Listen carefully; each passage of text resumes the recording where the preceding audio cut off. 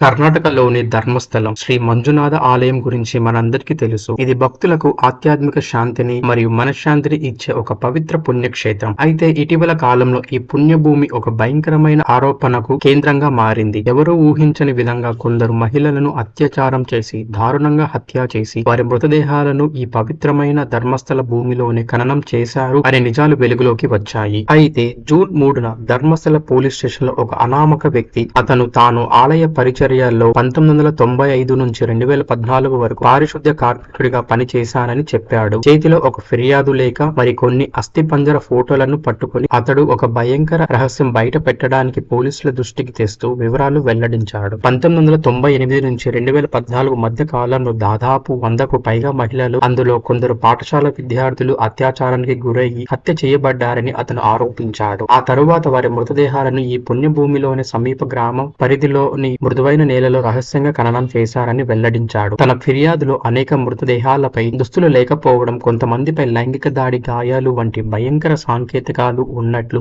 అతను పేర్కొన్నాడు. అయితే అతనిని భయపెడుతున్న అతి ముఖ్యమైన విషయం ఏమిటంటే ఈ దారుణాలకు పాల్పడే కొందరు శక్తివంతులైన వ్యక్తులు ఆలయ పరిపాలనలో ఉన్న వారేనని అతను వెల్లడించాడు. అంతేకాదు అతను కొన్ని సంఘటనల వివరాలను కూడా బయట పెట్టాడు. 2010లో 12 నుంచి 15 ఏళ్ల మధ్య వయసులో ఉన్న పాఠశాల విద్యార్థిని అత్యాచారానికి గురి చేసి అనంతరం హత్య చేసి ఆమె మృతదేహాన్ని కల్లేరిలోని ఒక పెట్రోల్ బంక్ సమీపంలో ఖననం చేయమని తనను బలవంతంగా ఒప్పించారని పేర్కొన్నాడు. ఆ బాలిక శరీరంపై పాఠశాల యూనిఫామ్ తప్ప లోదుస్తులు లేవని, శరీరంపై లైంగిక దాడి సంకేతాలుగా గాయాలు కనిపించాయని వివరించాడు. మరో సంఘటనలో 20 ఏళ్ల యువతిపై యాసిడ్ దాడి చేసి ఆమె ముఖాన్ని కాల్చి శరీరాన్ని న్యూస్ పేపర్లో చుట్టి డీజిల్ పోసి దహనం చేయమని ఆదేశించారని అతను వెల్లడించాడు. పోలీసులకు సమర్పించిన ఫోటోలతో పాటు తన ఆధార్ కార్డు, పాత ఉద్యోగ గుర్తింపు కార్డును కూడా అతను అందజేశాడు. ఇలా చేసి అతడు తన ఆరోపణకు నమ్మకాన్ని చేకూర్చాలని భావించాడు. తన లేఖలోనే అతను ఇలా రాశాడు: తవ్విన శరీరాలు సరైన అంత్యక్రియలు నిర్వహిస్తే బాధపడ్డ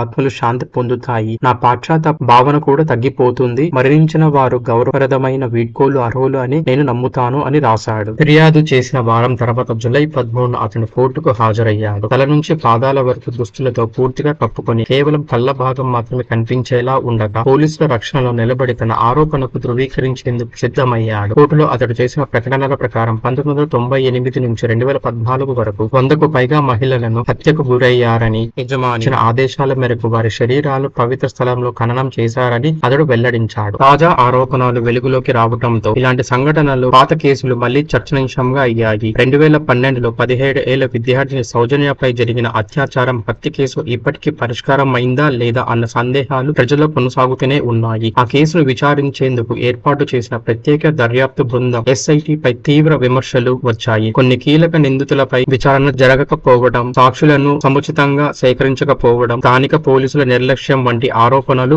నిరంతరం వినిపిస్తున్నాయి. ప్రభావవంతులైన వ్యక్తులు బయటపడకుండా కేసు తుడిచిపెట్టే ప్రయత్నాలు జరిగాయని అనుమానాలు వ్యక్తమవుతున్నాయి. ఇలాంటి పరిస్థితుల తాజా ఆరోపణ ప్రజల్లో మరింత ఆందోళన, ఆవేదనకు కారణమవుతున్నాయి. వీటిపై బాధితుల కుటుంబాలు, మహిళా సంఘాలు, న్యాయవాదులు ఒక్కసారిగా స్పందించారు. జూలై 16న న్యాయవాదులు ఓజస్వి గౌడ్, సచిన్ దేశ్ పాండే ముఖ్యమంత్రి సిద్దిరామయ్యను కలిసి ఈ కేసు కోసం ప్రత్యేక దర్యాప్తు బృందం ఏర్పాటు చేయాలని డిమాండ్ చేశారు. విచారణను ఒక సిట్టింగ్ లేదా రిటైర్డ్ జడ్జి పర్యవేక్షించాలి. దర్యాప్తు ADGP స్థాయి అధికారితో జరగాలి. ఫారెన్సిక్ ల్యాబ్ సహకారం, వీడియో రికార్డింగ్ తో కూడినదిగా ఉండాలని వారు స్పష్టంగా కోరారు. ఇంకా బాధితులందరినీ విచారణకు తీసుకురావడం, నిందితుల పేర్లు బహిరంగంగా చేయడం ద్వారా దర్యాప్తును పారదర్శకంగా, సమర్థవంతంగా కొనసాగించాలన్నారు. విజిల్ బ్లోయర్ అందించిన సాక్ష్యాలు ధర్మస్థల వ్యవస్థలోని భయంకర గుట్టును బహిర్గతం చేస్తూ మానవత్వాన్ని కలిచివేసే అంశాలను వెలికి తీస్తున్నాయి. ఈ అనూహ్య ఆరోపణతో స్థానిక ప్రజలు, బాధిత కుటుంబాలు తీవ్ర ఆందోళనకు గురయ్యారు. ఈ ఆరోపణలో శక్తివంత పేర్లు చోటు చేసుకున్నందున